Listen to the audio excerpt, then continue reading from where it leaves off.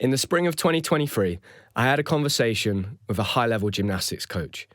He began to complain of both the current and next generation of talent coming through. It's been put to me on many occasions that they're lazy, have a bad attitude, and are unmotivated. At times, I've been guilty of making these claims myself.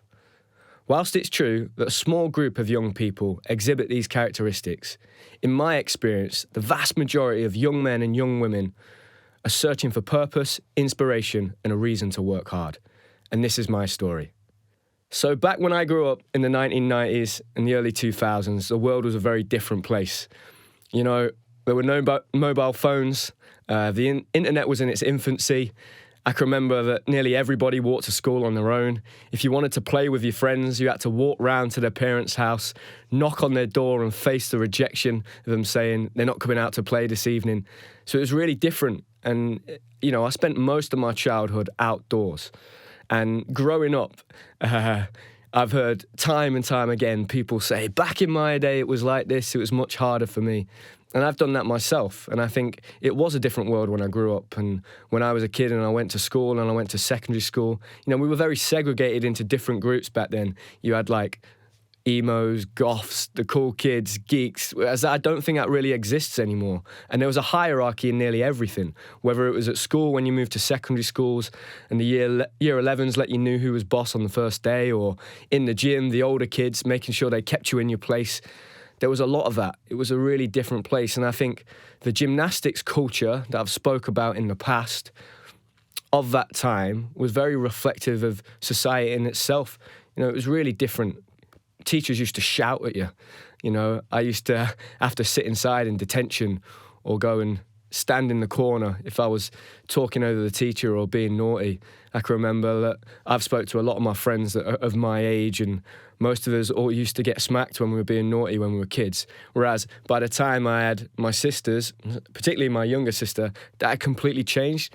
And so, yeah, we do live in different times. But then there were still the people above me, so my parents, my aunties, teachers, when I was a kid saying, oh, back in my day, it was much harder than you guys have got it now. You've got it so good. And it was interesting, you know, if I wanted to watch my heroes on TV back then, so if I wanted to watch gymnastics, I'd have to wait 6 months. I'd have to wait until the World Championships or the European Championships or the Olympics was on TV. Then I'd have to time it right so I could tape it. You couldn't just go on YouTube and type in whoever you wanted and watch them. You had to wait for things. There was a lot more waiting around, a lot more patience. Things took time. And I think what was championed back then was a lot of hard work. Even being at school, I remember the messaging always being about work ethic and hard work. And there was no fake success back then. Reality TV shows didn't really exist. They were just starting. I remember it was maybe the early 2000s, 2001, when Big Brother first came around. But up until that point, there was no reality TV. So you never got to see real fake success. And I guess if somebody was driving around a nice car back then, never even used to cross my mind. And to be honest, it didn't till I was much older. They might not own that car. I just thought, wow, they must be really good at something if they own that car and they're driving it around. So it was a different time. And when I look back at training in the gym, we did do a lot of hours and we were solely reliant on our coach to tell us if we were working hard or not, or if we were doing enough. Whereas it's tough for the generation that are coming up now. It's hard. You know, they can watch all their peers on the internet all day long or see them on Instagram. It's really tough to stay dedicated and motivated to the gym. And that was a trend that I saw throughout my career change. You know, by the end of it, people would go back to their lockers to get their kit or change apparatus. They'd be on their phone. They'd be on social media and stuff. Whereas when I was a kid, I never had to do that because we didn't have mobile phones. In fact, I was probably one of the earliest kids that I knew of my age to get one. And I only had one because I was going away from home for weeks at a time. And I got a Nokia 3410. So it was the one after the famous 3210.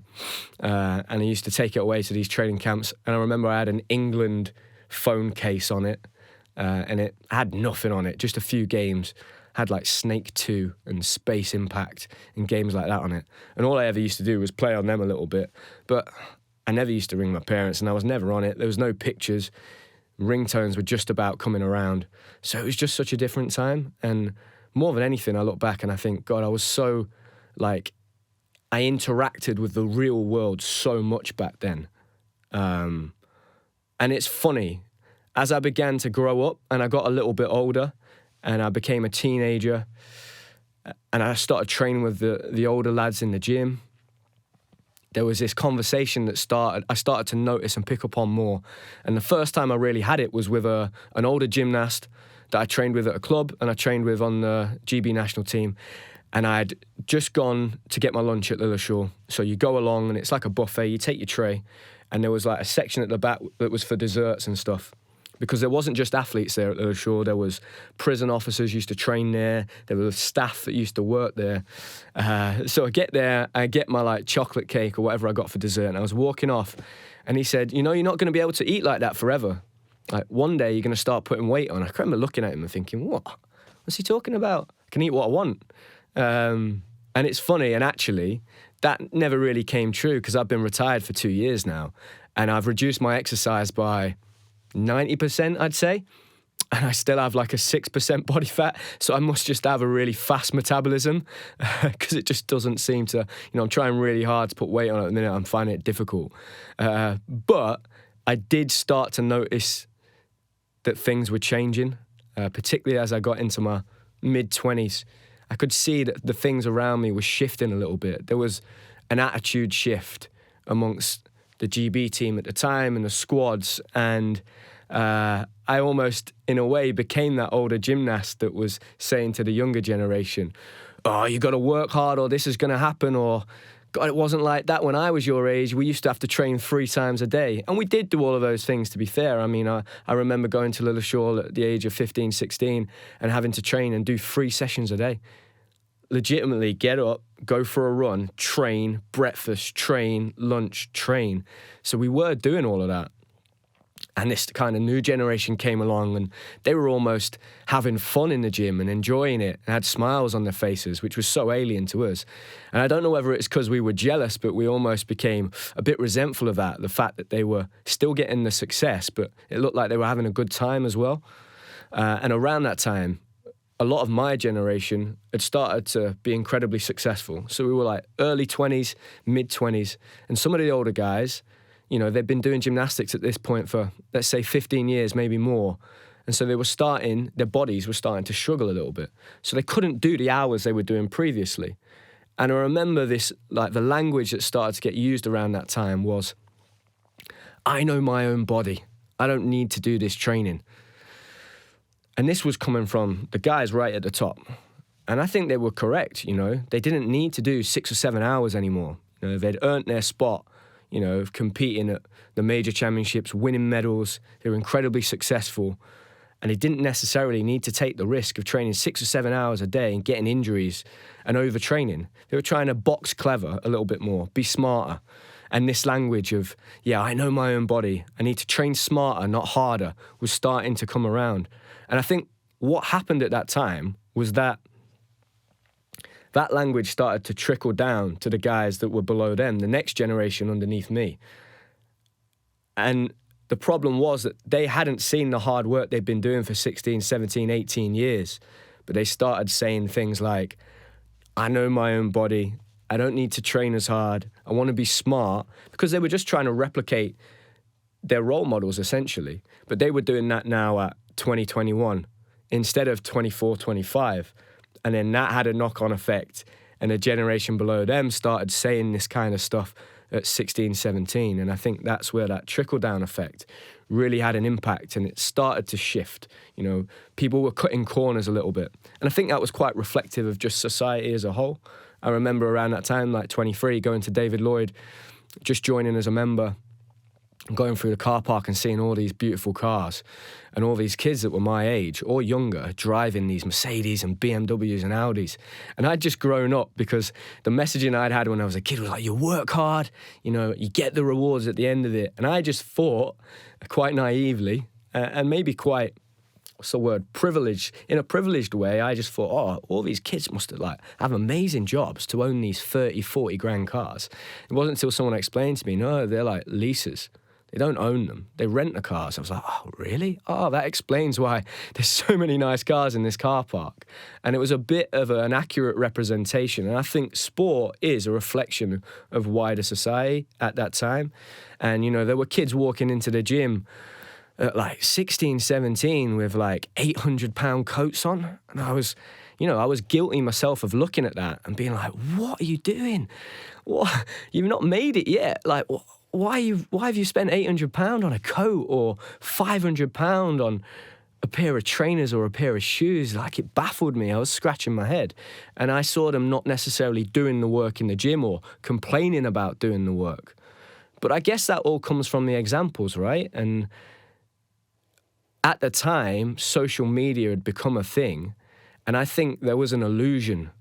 Money had kind of come into like gymnastics a little bit, and social media magnifies your insecurities. And what all of these young gymnasts were seeing, they were seeing pictures of, myself, some of the other guys on the team doing really well, having big sponsors, and they just thought, oh, wow, when I get onto the senior team, I'm going to get that too.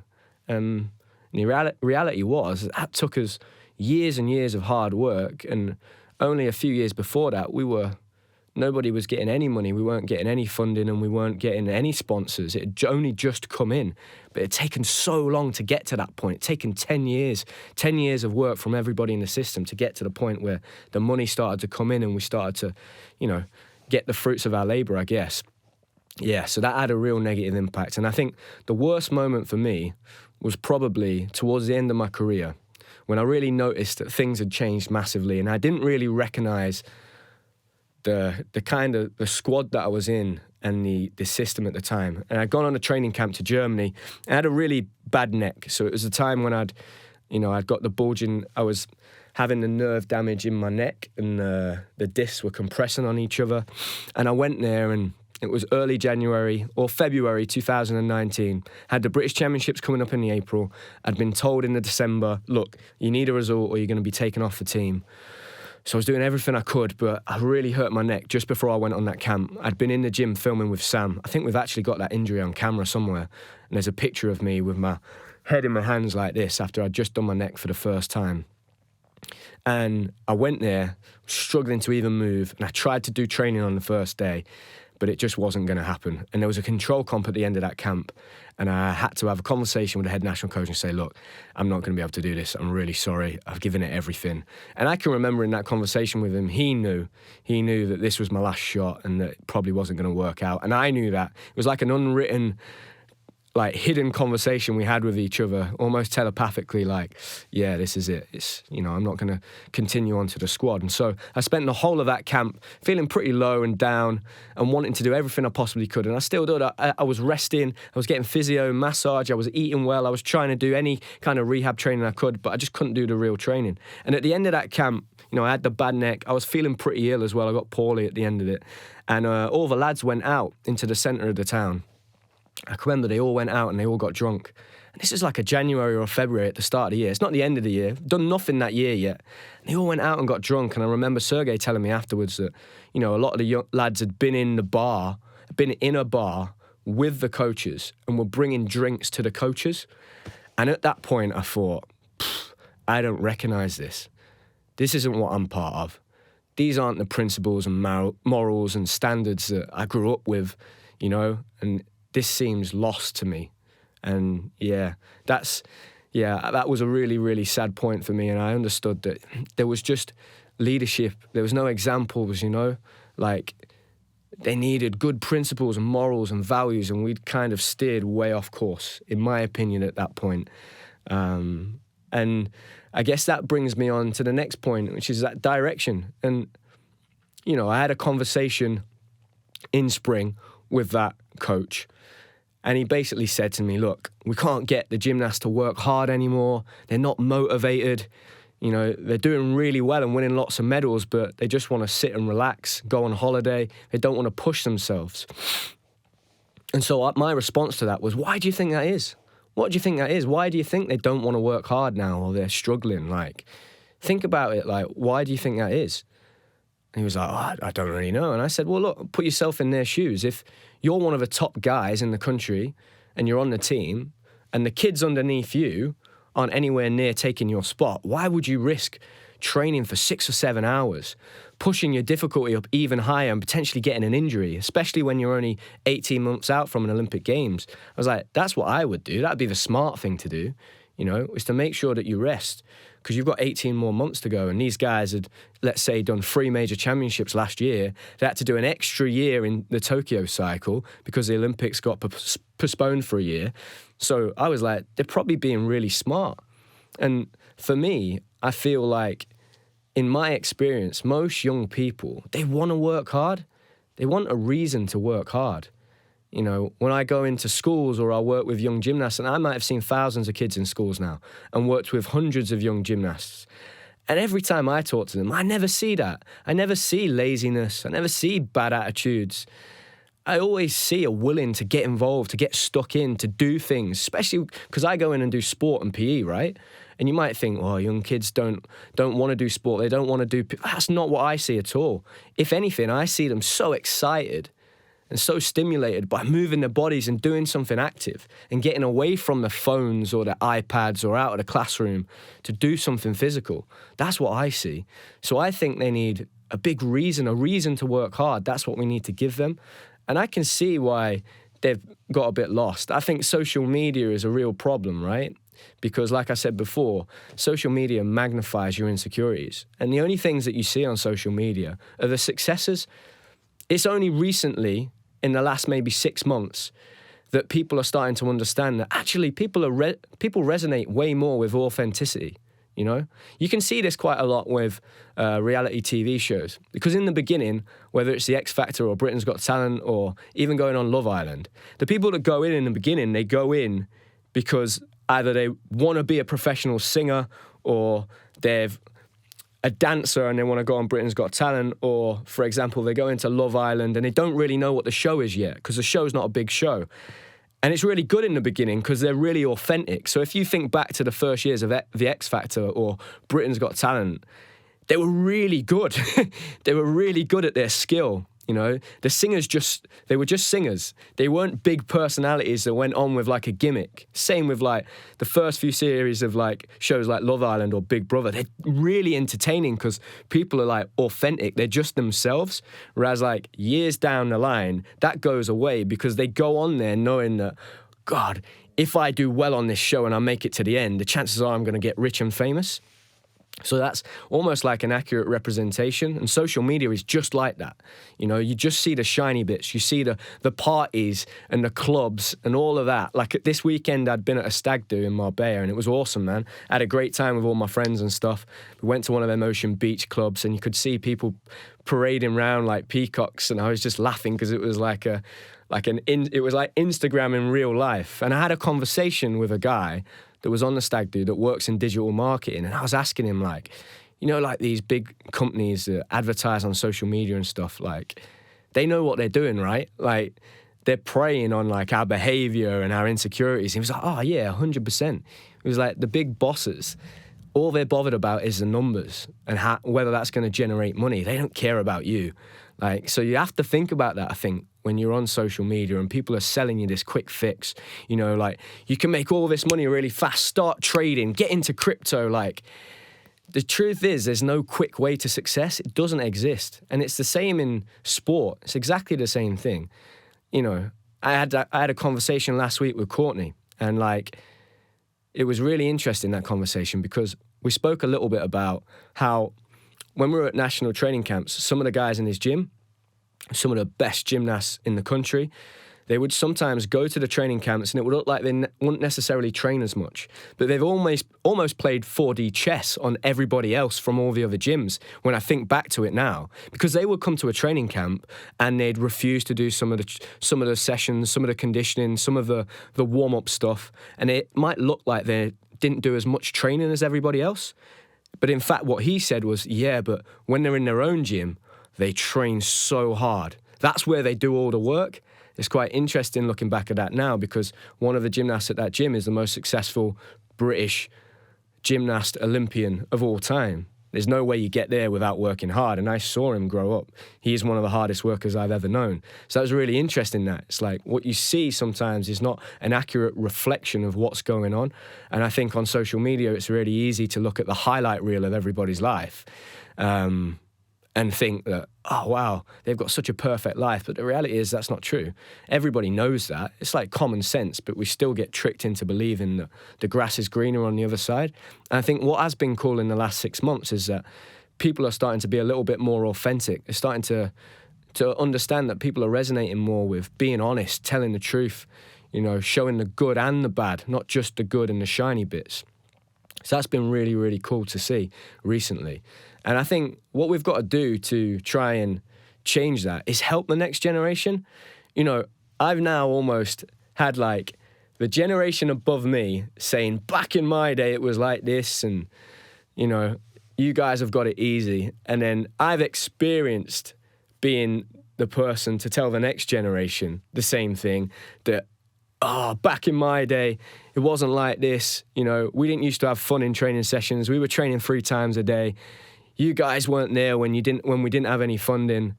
And what's funny now is that the generation below me are coming to me and having exactly the same conversation. So, the guys that are now competing at the top, that were where I was 5-6 years ago, they're having the same conversation. They're saying, these younger kids, man, they don't work hard. They don't want to train. They just want to take it easy. Like, they just want to do skills. They don't want to do all the difficult stuff. It's quite funny, it's interesting how every generation seems to have that same conversation. And it'll be the same if you chat to your grandparents or you hear, the older generation talking, they always say the same thing, don't they? Back in my day, it's always the same thing. You guys have got it easier than us. But it's just different. You just live in a different time. And I think actually we need to help the next generation. We need to support them. I think the big thing is they need to be able to see a way through. Because at the minute, all the messaging, on mainstream media and society as a whole, is that we're pretty screwed. It's like, you're not going to be able to get a house. You won't be able to get a job. The cost of living crisis. It's crazy. That is the messaging from mainstream media and society, when actually, it is really hard. And that's the reality. It's tough right now. It was so hard for me to get a mortgage. And I'd had some money saved up from my career that I used for a deposit. But it was literally touch and go whether I'd get a mortgage. And together with Connie, we were able to do it and make it work. But I look at the next generation coming up now, and I'm like, how are you ever going to even get a house? It's going to be so difficult. It's going to be really tough. And that does worry me. But actually, we need to be going, okay, well, how can we build these young people up so that they value the right things. They value hard work, honesty, truth, all of these things, resilience, that are going to mean that they're going to be able to get a good job. They're going to be able to get a house, live a good life, have a positive impact on the wider community and society. We've got to help them. That's the job of, I'm now at the point in my life where I'm thinking about having children, right? So actually now I'm invested in the world being a good place for the next generation that are coming through. And I think that's a big thing. We need strong leadership. We need people with good principles and values and morals. Because if somebody's telling you something to do, but they're not walking the walk themselves, you're just going to think, what? I'm not going to do that. And when I go back to that gymnastics coach and that conversation we had, for me, I'm like, well, look, you need to show them. You need to show them a way through. Explain to them why the hard work is important. And how they're going to falter, or it might not work if they relax and they're not doing the training and they're finding it difficult to get motivated. We'll help them get motivated. That's kind of your job as the older generation. You've got to try and guide them, make sure that you share your experiences so they learn from your mistakes. And I think that's what we need to do with each generation. So it'd be interesting to sit down with, the likes of, whether it was Joe, Courtney, who are now having those difficulties looking at the next generation below them, and see how they think in 5 years' time. Because I'm sure the kids that are coming up now that are 20, 21, they'll be having the same conversation in 5 years' time. I don't think that ever goes away, but I think we need to try and support them, not shield them from the world. That's a big one. I know that my parents' generation, for sure, it was really tough. When my parents tell me about growing up, and then my grandparents tell me about growing up around the wartime, I think, that must have been such a difficult life to lead, growing up. I can't relate to that. And I think in many ways, our parents' generation, as a whole, generally, the attitude's been I want you to have everything because I don't want you to struggle like I did. And I'm starting to think now that actually like the struggle made you who you are, and that's why you've been successful. And it has to be the right amount of struggle, because if it's too much, that just isn't helpful, right? But everything in life can't be easy, because that isn't life. Life is tough. It's really hard. And when you get to 18 and you become an adult and you're kind of set free into the real world, you have to be able to deal with it. You've got to be burnt by the fire to know that the fire burns you. That's really important. So shielding like the next generation from the world it isn't going to help. We need to help them and equip them with the characteristics, the materials, the stuff that they need to be able to handle it. That's really important, I think. And building that self-confidence. Last week, I went to a school in Crewe, and I do mentoring now with year sixes. So I go in and I talk to year sixes that are transitioning into secondary school, and I sit down with them, and they're all, once they get to like the end of year six and they're about to go to secondary school, they're trying to be cool and they're not really listening or paying attention. And there was loads of them in this room. There was like 40 kids in this room, just me. I came in, I started talking, and I said to them, like, who's scared of going to secondary school? And like 2 or 3 people like put their hand up, said, what are you scared of? And one of the kids said, dead scared of getting lost. Like, it's going to be so big and I don't know how I'm going to find my way. And another girl said, I'm scared of not making any friends. And then you slowly I started to see the others kind of like pipe up and then listen in then. And then slowly but surely they all felt more comfortable. And by the end, they were all putting their hands up to ask questions and get engaged. And again, it comes back to that younger generation. They want to work hard. They want a reason to wake up and participate in life. They're full of enthusiasm. Like, they just need like positive messaging and the right kind of leadership, the right kind of guidance. And I think it's really important.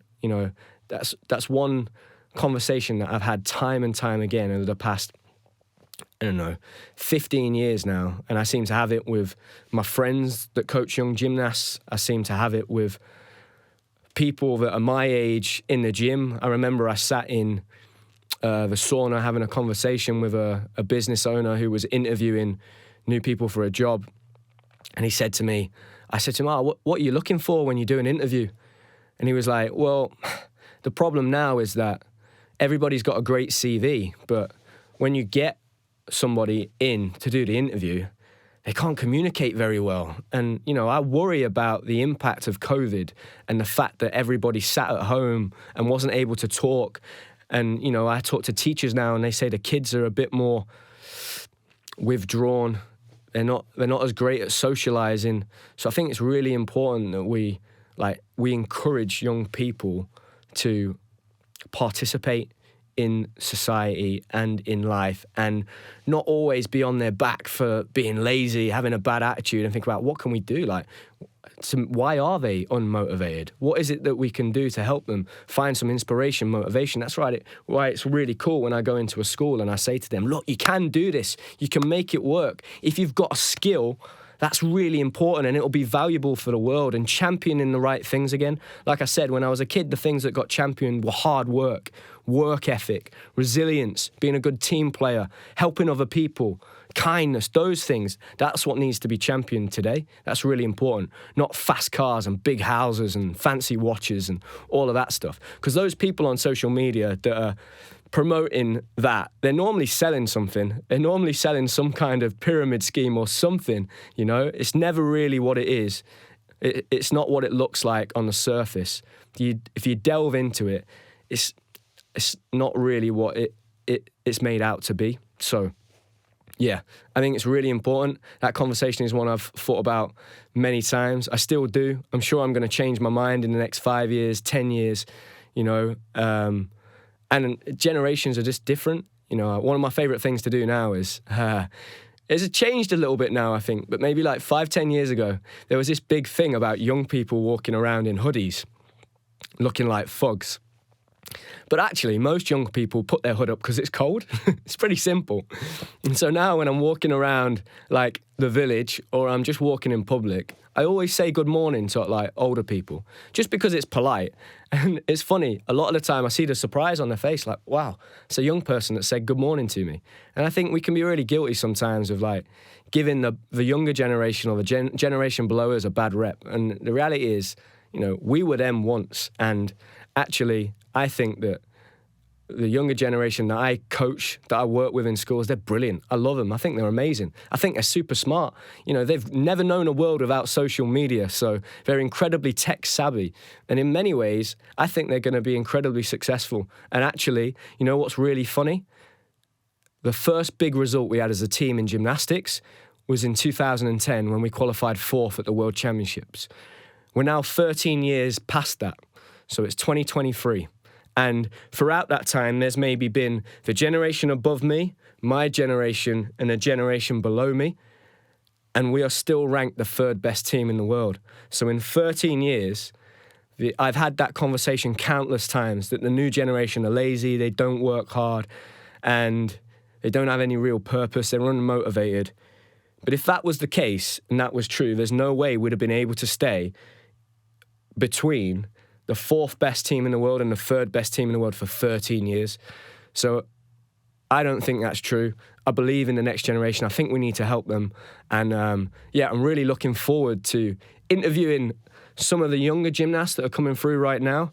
And also, you know, I'm looking forward to seeing how things turn out in the next few years for younger people. For, you know, one day I look forward to having kids. This is going to be something that I want to navigate. And I think you get to the age of maybe like 30 and you start to think a bit differently when you start to think about having your own kids, and your friends have children, and maybe your brothers and sisters have children, you get nieces and nephews. You're then more invested in giving them the right opportunities, guiding them and making sure that, you know, they've got that motivation, they've got strong leadership, they've got people with principles and morals and values to look up to. I think that's really important. And I think they're going to be absolutely fine. I hope you've enjoyed this episode of the podcast. We've broken it up. So we've had 2 episodes with guests. Today is going to be a solo episode. We've got 2 more guests coming up, which I'm really excited about. Thank you for all the support. Remember to subscribe. It really helps. It helps us. It means that you never miss an episode. And if you could leave a review on Spotify, Apple, Google, wherever you listen to the podcasts, or on YouTube, make sure you engage with me. I'm always on social media, posting clips of the podcast, and I'm very excited about where it's going in the future. Thank you for listening, and I will see you in the next episode.